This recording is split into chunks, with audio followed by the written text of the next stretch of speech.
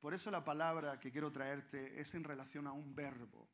Y vente conmigo a Deuteronomio capítulo 10.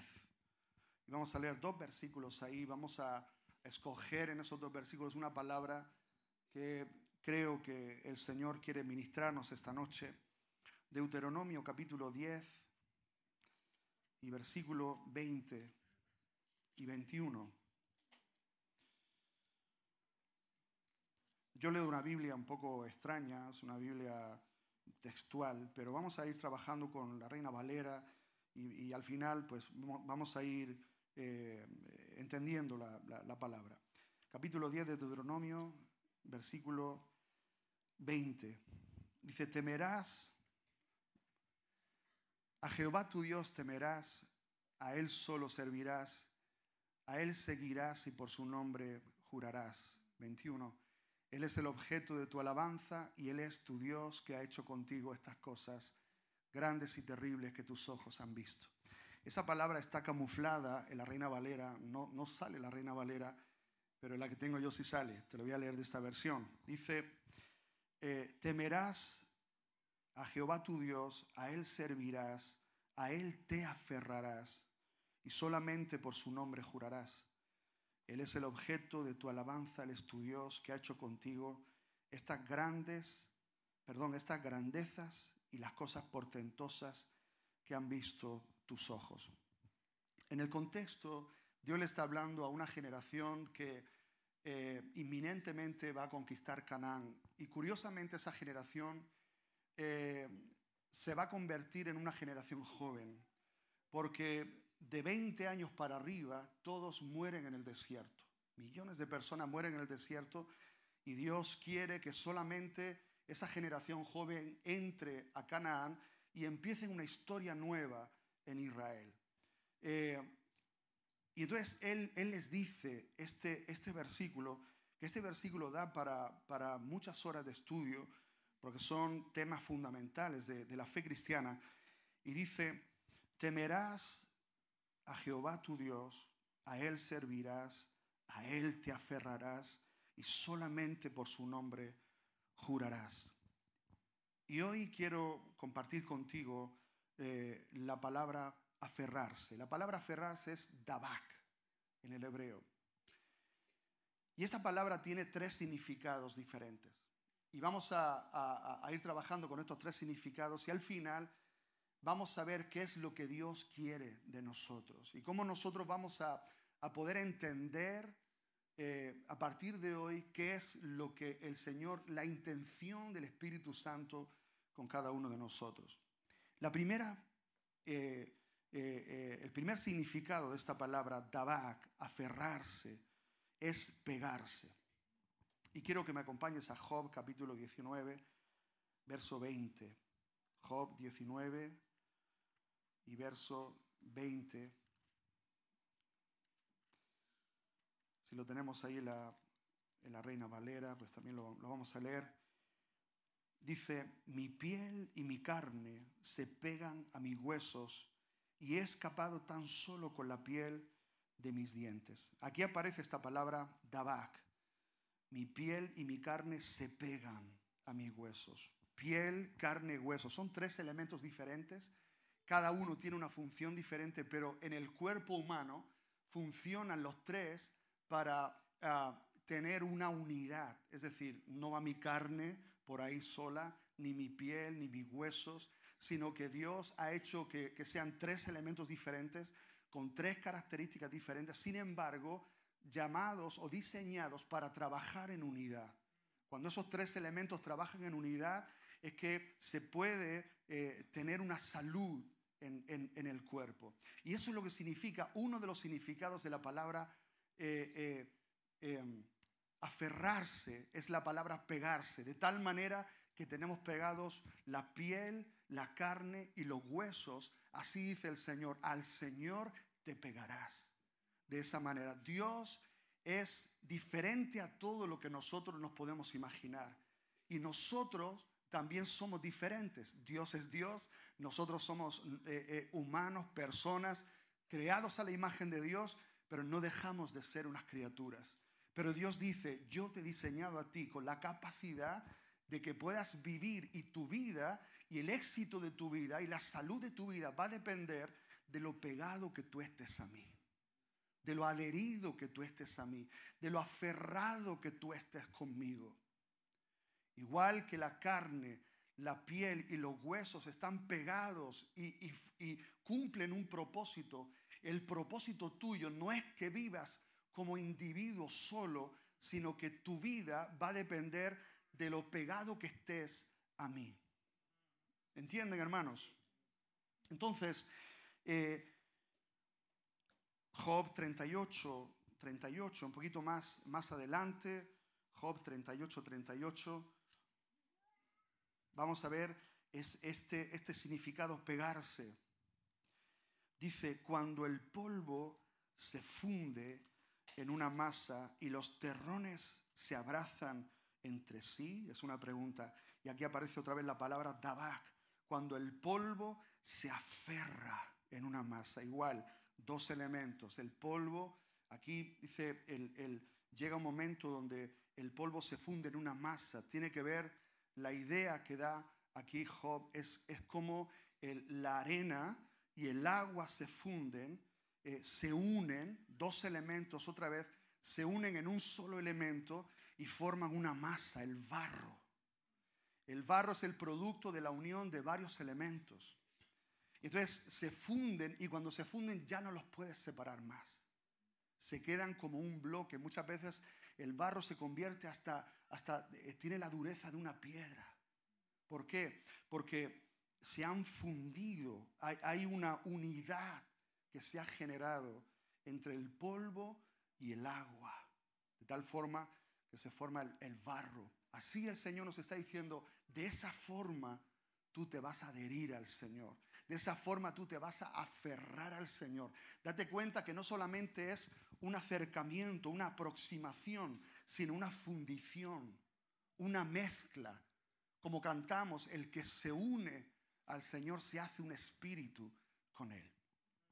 Así que ¿entienden el primer significado? ¿Cuál es el primer significado? Pegarse. Pero no pegarse en el sentido de arrimarse. Oye, pégate a mí que tengo frío.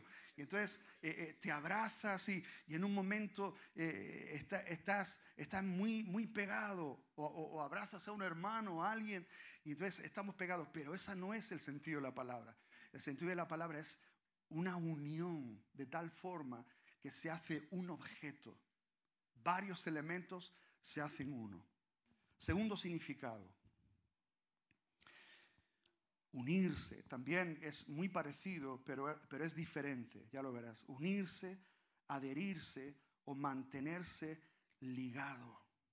Génesis capítulo 2, versículos 23 y 24, está hablando aquí, dice, y el hombre exclamó, en verdad, esta es hueso de mis huesos y carne de mi carne. Por eso será llamada varona, porque del varón fue tomada. Y esta versión me gusta, dice, por eso abandonará el hombre. Me gusta esa palabra, que no dejará, sino abandona, lo dejas por ahí, ¿no? A su padre y a su madre, y se unirá a su mujer, y serán, ¿qué? Una sola carne. Fíjate, muchas veces en consejerías pastorales, muchas veces jóvenes me han dicho, pastor, yo entiendo lo que Dios quiere. Entiendo lo que Dios quiere en un sentido y yo anhelo estar con Dios y entiendo su llamado hacia mi vida. Y yo oro y leo la Biblia, pero no tengo el resultado que espero.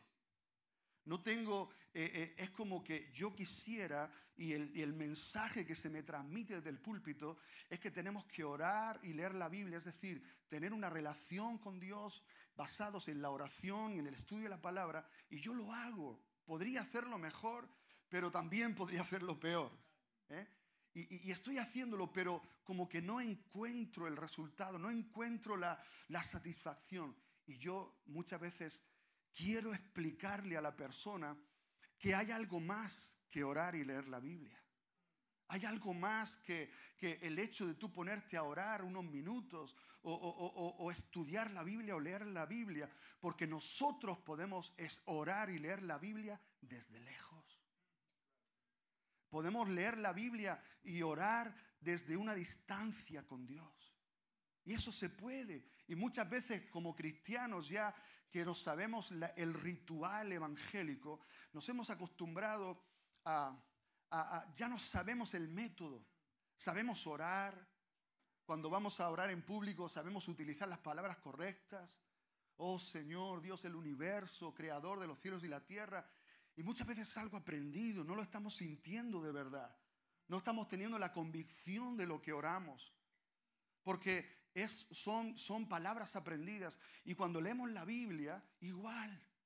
Ya la Biblia es un libro conocido para nosotros, hasta simpático.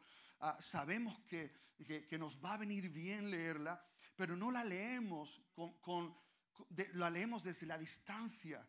Pero a Dios se tiene que tener una relación con Él, y con la palabra de Dios tenemos que tener una relación basados en una unión con Dios. Igual que yo no puedo tener con mi esposa una relación solamente de comer juntos. O de llamarnos por teléfono. Cariño, ¿cómo estás? Estoy bien. ¿Por dónde vas? Voy por tal sitio. ¿Qué estás haciendo? ¿Cómo ha ido la mañana? Así, así, así. Es un tipo de relación. Pero el hombre y la mujer fueron llamados para dejar a su padre y su madre y unirse, davak, a su mujer. Y los dos serán ¿cuántos? Uno. Ese es el misterio del matrimonio. El misterio del matrimonio es que los dos dejan de ser personas individuales. Por supuesto, conservan cierto tipo de individualidad, pero en el pensamiento de Dios, en el corazón de Dios, venimos a ser un elemento compuesto por dos personas. Así como el Padre, el Hijo y el Espíritu Santo es un solo Dios en tres personas, nosotros somos el esposo y la esposa, dos personas fundidas en una sola. Y así nosotros tenemos que trabajar, y así nosotros tenemos que relacionarnos con nuestro cónyuge, basados en la idea de que ya no somos dos, y que ya no prima mi opinión, mis deseos, mi búsqueda personal, mis sueños, mis propósitos, mis ambiciones, sino que ahora tengo a alguien que está unida a mí, que comparte esos propósitos, que comparte ese corazón de Dios para nosotros. ¿Me están entendiendo, hermanos? Entonces, ese es el sentido de la palabra, davak. Entonces, Dios utiliza esta palabra para decir, de la misma manera que alguien se une con una persona, que Dios une, que Dios atrae a ti para ser la ayuda idónea, para tú ser la ayuda idónea para ella. Y como se hace ese milagro de unidad, así yo quiero que te unas conmigo. Y ahí concuerda lo que hemos cantado: el que se une con el Señor se hace un espíritu con Él. ¿Tú te has puesto a pensar lo que significa eso? ¿Te has puesto a pensar en la repercusión que tiene eso para nuestra vida? Que somos un espíritu con Él. ¡Wow! Es demasiado grande, hermano, demasiado poderoso. Y se nos escapa, y por eso muchas veces no lo entendemos. El propósito de Dios es que nos aferremos a Dios de tal forma que mi pensamiento sea el suyo, que mi corazón sea el suyo, que cuando yo quiero hacer algo esté alineado totalmente con su voluntad, con su plan. Eso es maravilloso, y es la clave de la felicidad de la persona. Yo voy a ser feliz en tanto y en cuanto tenga la capacidad de aferrarme a Dios. Y aferrarse a Dios es importante y nos puede salvar la vida y nos puede aportar felicidad a nuestra vida. Igual que a un náufrago se aferra a un salvavidas y nadie lo quita de ahí. Un joven que estaba haciendo un curso para socorrista, me dijo: cuando tú ves a un náufrago, a alguien que se está ahogando, tiene tal desesperación de aferrarse a algo, que cuando tú vas y quieres salvarlo, si no haces, no utiliza la técnica adecuada, se te puede pegar a ti, te ahoga junto con él. Por eso tienes que ir por detrás, o incluso a veces golpearlo para aturdirlo Y en ese aturdimiento, entonces tú llegas y puedes salvarle la vida. Porque esa persona se está aferrando a cualquier cosa que pilla, porque depende su vida de eso. Eso es lo que nos está diciendo el Señor esta noche. Tu vida depende de lo aferrado que tú estés al Espíritu Santo. Si queremos vivir en una vida abundante, si queremos vivir en una vida plena en Dios, o queremos vivir como muertos. Como dice el pastor Radamés, que muertos no son los que yacen en la tumba oscura y fría. Muertos son los que están muertos pero viven todavía. Hay zombies por ahí. Muchos zombies entrando en las iglesias. Van vestidos bien y peinados y perfumados, pero huelen a muerto. ¿Por qué? Porque no están aferrados a Dios. Todo lo que no se aferra a Dios, todo lo que no se pega a Dios es como carne muerta. No tiene vida, no tiene espíritu, no hay propósito. Por eso el mensaje de Dios es: así tú te tienes que aferrar a mí. De esa forma, con esa angustia, con esa necesidad, con esa urgencia. Y no importa la forma, si cantamos de una forma o de otra, si nos vestimos de una forma o de otra, si nuestros cultos son de una forma o de otra, lo importante es que yo sepa que estoy aferrado a Dios. Todo lo demás es secundario. Lo que sienta, de la forma en la que me vea, la forma en la que me ven los demás. Lo más importante y lo más urgente para mí es entender, Señor, en qué grado yo estoy aferrado a ti, en qué grado yo estoy aquí unido, adherido, ligado.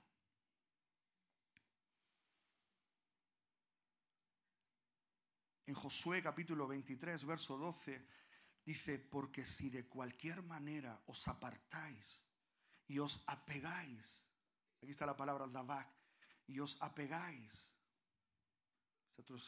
otra versión, ciérrala y así no nos confundimos, al resto de estas naciones que han quedado entre vosotros, y si concertáis matrimonio mezclándoos con ellas y ellas con vosotros. O sea, está haciendo el paralelismo contrario.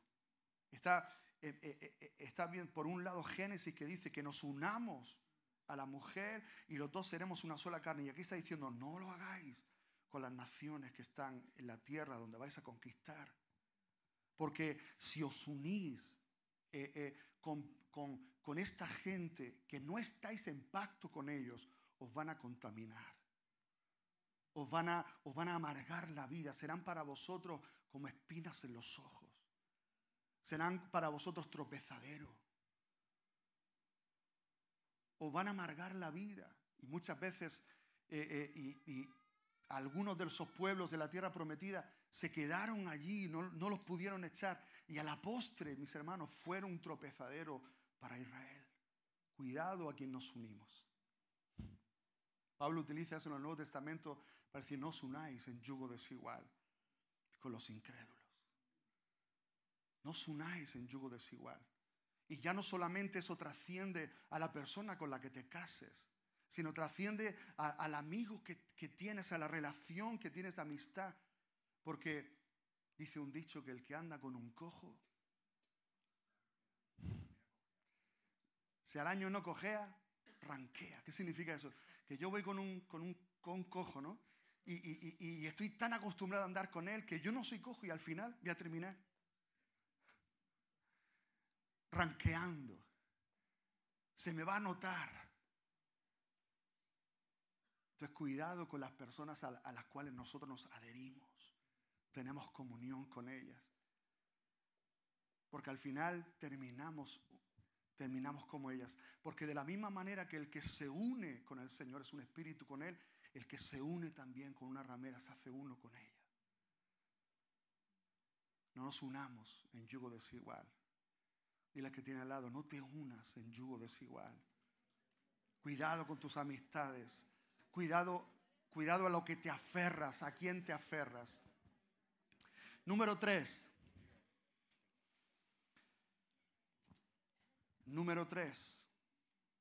Primeramente hemos dicho pegarse ¿Qué significa aferrarse? Pegarse.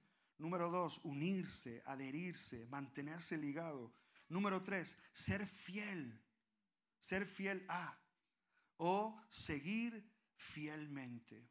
Y quiero que leamos lo que dice Segunda de Reyes capítulo 18. Segunda de Reyes 18, 1 al 7.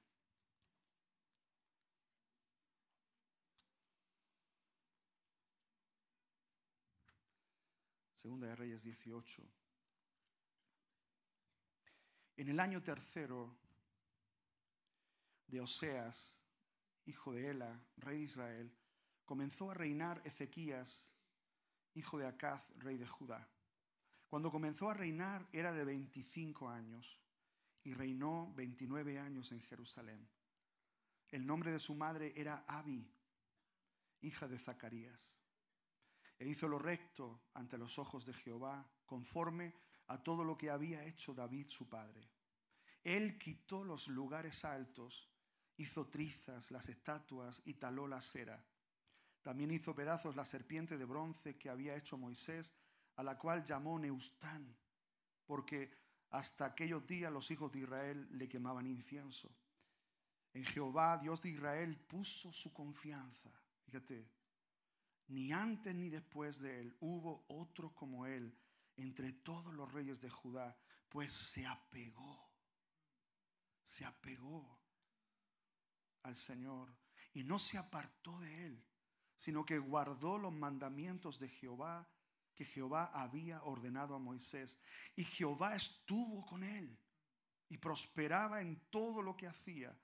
Él se rebeló contra el rey de Asiria y no le sirvió. Y ahí sigue la historia de este Ezequías. Y esto es un cuadro que no falla. En Ezequías tenemos la imagen de muchos de nosotros. ¿Cuántos tienen aquí 25 años? ¿Alguien tiene 25 años? Mira qué bien. 25 años, ya te gustaría, sí. 25 años, wow. Yo tengo 25 por 2 y tú también, ¿no? 25 por 2. Doble 25 tenemos, ¿no? Pero fíjate, con 25 años, imagínate, los que han levantado la mano, ya reyes de una nación, que deja una herencia, hermanos. El papá de Ezequías fue un desastre total. ¿Saben lo que hizo este sinvergüenza? Seguramente el mismo Ezequías lo vio, fue testigo de lo que sucedió. Había un dios que se llamaba Moloc. Ese dios estaba representado por una estatua de hierro fundido, hueca por dentro, que se llenaba de leña, de madera, y se le prendía fuego a la madera de tal forma que la estatua quedaba incandescente. Y tenía las manos así, las palmas puestas así, hacia adelante. Y fue el papá Ezequías, Acaz, el papá de Ezequías, y puso a su hijo pequeño en las manos de esa estatua incandescente. Y morían los niños. Entre esos sacrificios estaba el hijo. Y seguramente Ezequías era un poquito más grande y vio cómo hacían eso con su hermano. Era diabólico, hermanos, esa práctica.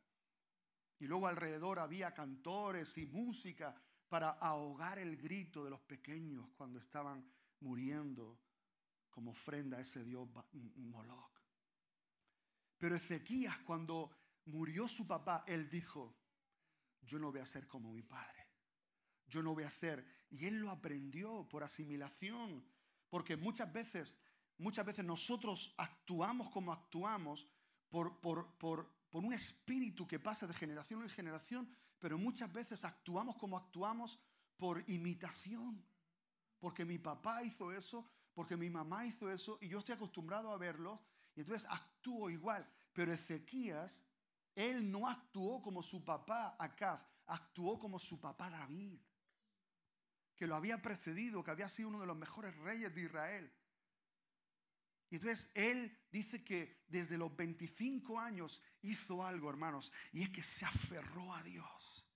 Él entendió lo que decía Deuteronomio cuando dice: aférrate a Dios con todo tu corazón. Y Ezequías tomó la determinación.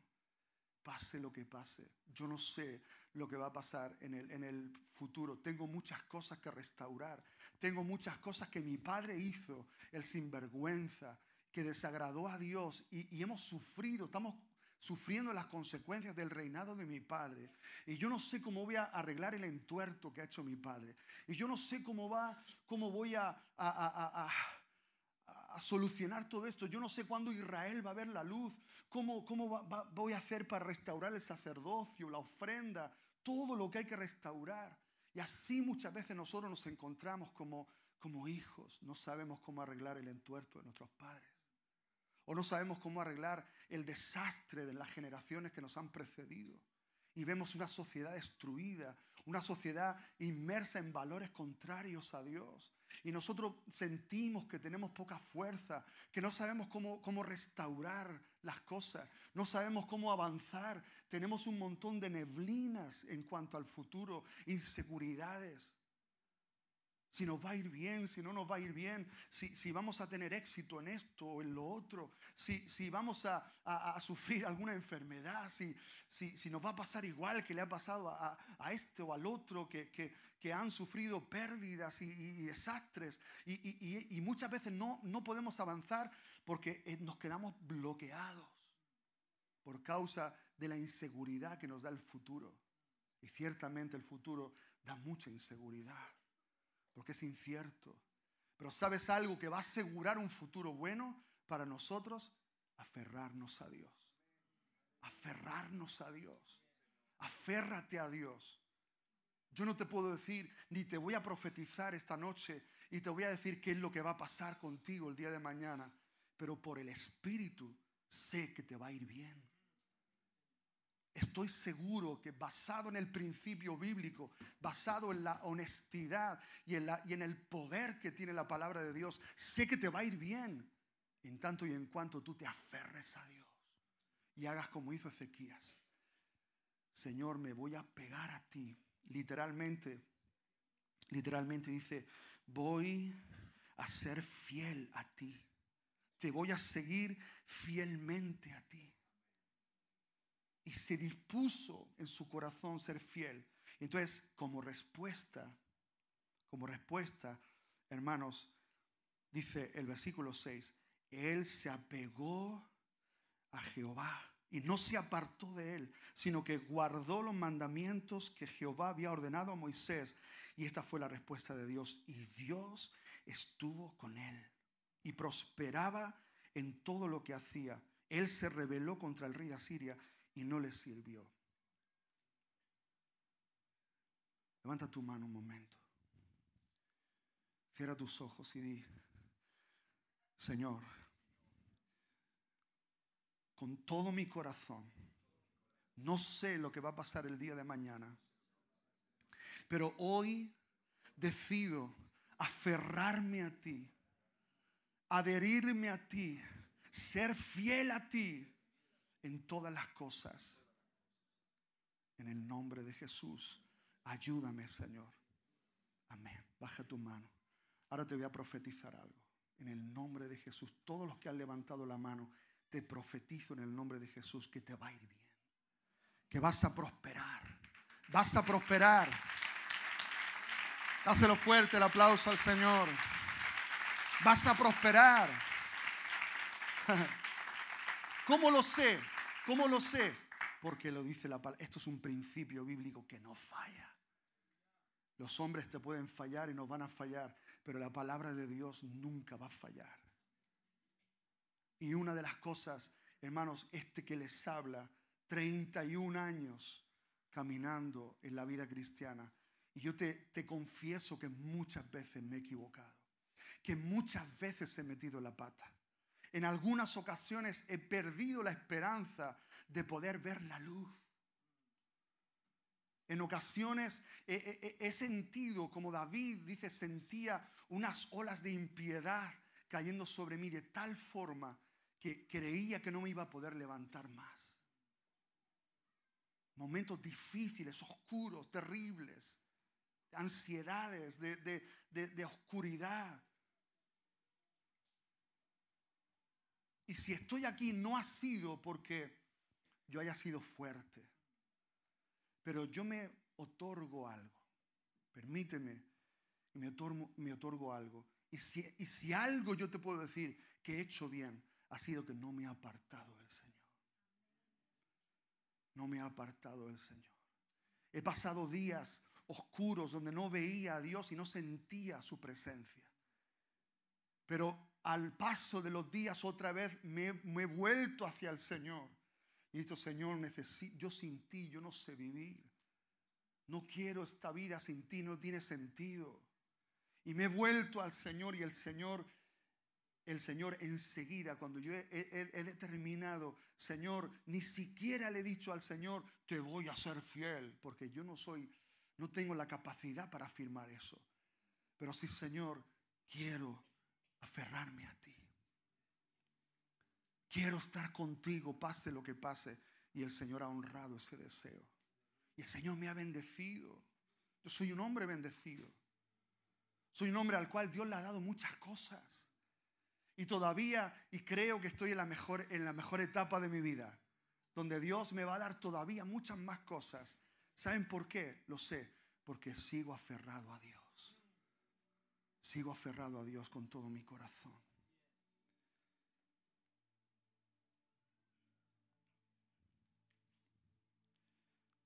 ¿Cuánto llevo? Ah, vale. Uy, que pasa el tiempo muy lento, ¿eh?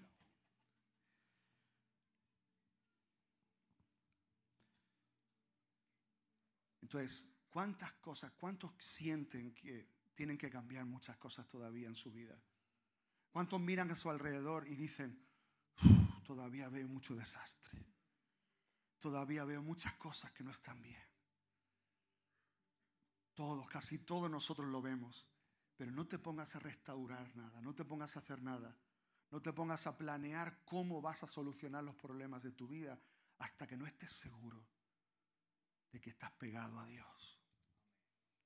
Recuerda, no solamente es orar. Pastor, ore por mí. Ay, lo siento, pero eso no funciona. No funciona. La oración no es un abracadabra, pata de cabra. La oración no es una fórmula que si ora el pastor por ti ya todas las cosas se van a solucionar. La mayoría de las cosas se solucionan con el tiempo. Y cuando aplicamos principios bíblicos a nuestra vida, las cosas van mejorando, se van solucionando. Las puertas se van abriendo y otras se van cerrando. Dios acomoda como si llevas en un camión en la parte de atrás muchas calabazas. Con el movimiento las calabazas se van ajustando, se van encajando una con otra. Así pasa también. No hay fórmulas, hermanos. Hay principios, hay obediencia a los principios de la palabra. Entonces yo sé y te digo que, y yo veo muchas cosas que no están bien, pero yo digo, Señor, no tengo la capacidad de solucionarlas. No sé cómo hacerlo. No soy tan sabio, tan inteligente, tan capaz. Pero una cosa sí que puedo hacer. Me voy a pegar a ti, Señor. Y no te voy a dejar. Como Jacob se pegó al ángel de Jehová esa noche en Peniel. Y le dijo, Señor, no se lo dijo, pero sé que lo estaba pensando porque iba camino a su casa. Se iba a encontrar con su hermano. Y seguramente había perdido la esperanza de salir vivo. Llevaba consigo sus hijos, sus nietos, vacas, ovejas, ancianos. Tenía un montón de prole. 2 campamentos enteros. Y él esa noche cuando se encontró con el ángel de Jehová y se dio cuenta de que ese ángel no era cualquiera, sino que le había salido del campamento de Jehová, le había salido el mismo Cristo en el Antiguo Testamento. Y él se dio cuenta de que esa noche iba a marcar el resto de su vida. Y él dijo algo a ese ángel. Y él le dijo, mira que te digo, no te soltaré hasta que no me bendigas. ¿Qué hizo Jacob? Y el ángel le decía, suéltame, déjame. Era como un vampiro. Dice que va a amanecer. Y dijo, hasta que no me bendigas, no te dejo. y lo tuvo que bendecir. Le cambió el nombre. Le prometió lo que iba a pasar en el futuro. Entonces ya Jacob se fue diferente.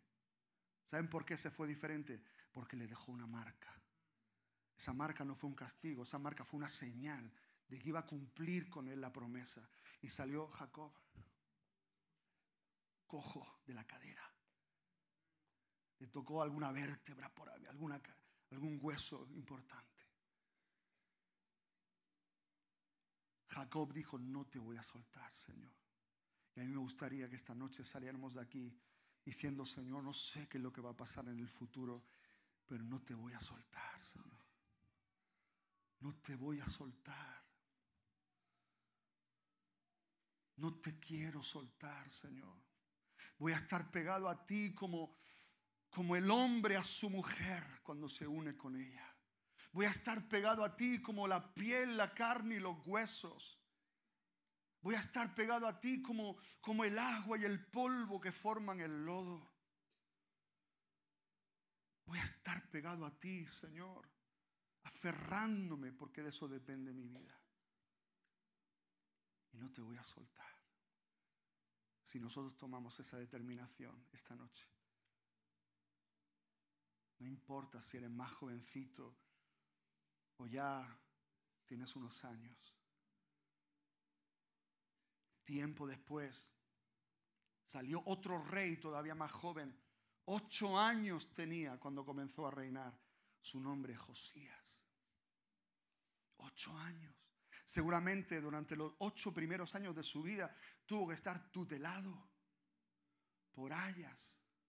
Tuvo que estar tutelado por sacerdotes. Ahí estaba un sacerdote que no recuerdo su nombre, Joiada creo que era, pero un sacerdote, un hombre de Dios que estuvo a su lado tutelándolo. Y cuando tenía 16 años, dice que se puso a buscar al Dios de su padre David. Con 16 años. ¿Cuántos tienen 16 años aquí? ¿Alguien tiene 16 años? Ya os gustaría. Sí, tú sí, 16 años. Mira, con la edad de ella. Se puso a buscar al Señor, ese muchacho. ¡Wow! ¡Qué rey, mis hermanos! Tú sabes que ese rey Josías impidió el juicio de Dios una generación. No cayó el juicio de Dios sobre Judá hasta la muerte de Josías, porque le agradó tanto, honró tanto a Dios, se aferró tanto a Dios, que Dios postergó el juicio. Digo, mira, no voy a traer la calamidad en los días de este hombre, porque este hombre me está agradando. Este hombre me está honrando. No puedo desatar el juicio en sus días. Y tuvo que hacerlo en los días de su padre. O sea, esto funciona. Esto no es un cuento.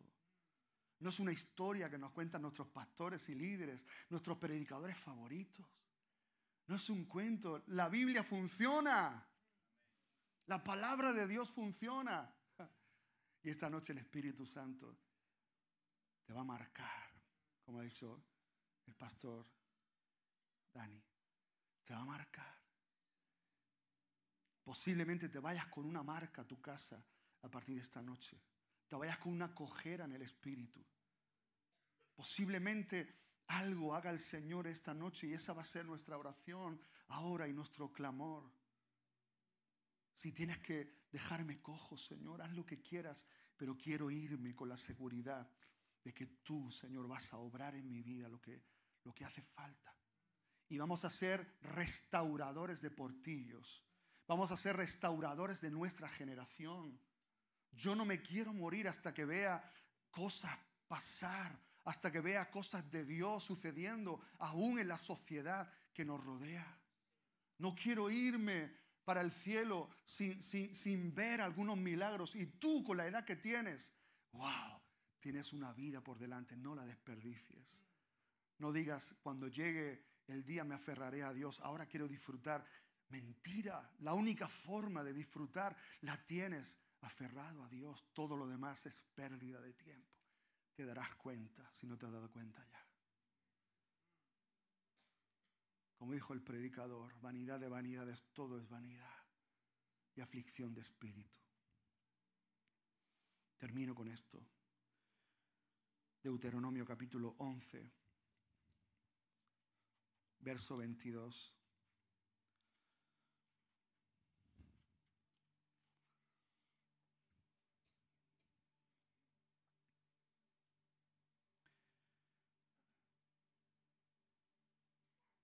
Porque si guardáis diligentemente todo este mandamiento que yo os ordeno cumplir, amando a Jehová vuestro Dios, para andar en todos sus caminos, aferrándoos a Él, Jehová expulsará a todas estas naciones de delante de vosotros y desposeeréis a naciones más grandes y más fuertes que vosotros. Escucha lo que está diciendo. Vais a desposeer, vais a expulsar a naciones más grandes y más fuertes que vosotros. Todo lugar que pise la planta de vuestro pie será vuestro. Desde el desierto y el Líbano y desde el río Éufrates hasta el mar occidental será vuestra frontera. Nadie podrá resistir ante vosotros. Jehová vuestro Dios pondrá el temor y el terror de vosotros sobre la faz de toda la tierra que piséis, tal como os habló a vosotros. Y luego ahí sigue diciendo, mirad, hoy pongo entre vosotros la bendición y la maldición. La bendición si escucháis los mandamientos de Jehová vuestro Dios que yo os ordeno hoy. La maldición, lo contrario. ¿Qué es lo que vamos a elegir? ¿Qué es lo que quieres elegir esta noche? ¿La bendición? ¿Quieres la bendición, hija? Sí. ¿Tú quieres la bendición? ¿Queréis la bendición de verdad? ¿Queremos la bendición de Dios? ¿O queremos la maldición? ¿Queremos el desastre? El sufrimiento, la pérdida. ¿Queremos la bendición? La tenemos. La tenemos.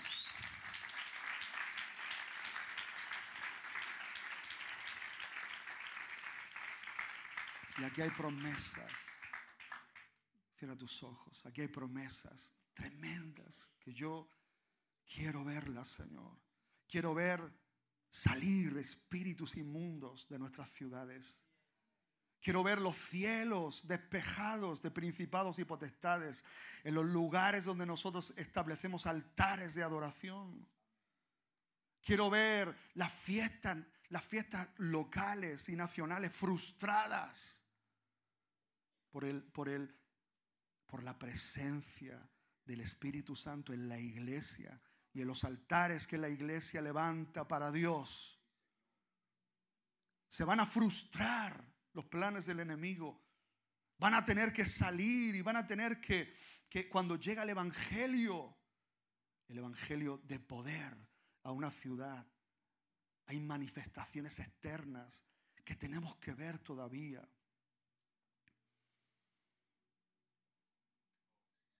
Cuando llega el evangelio, los prostíbulos cierran.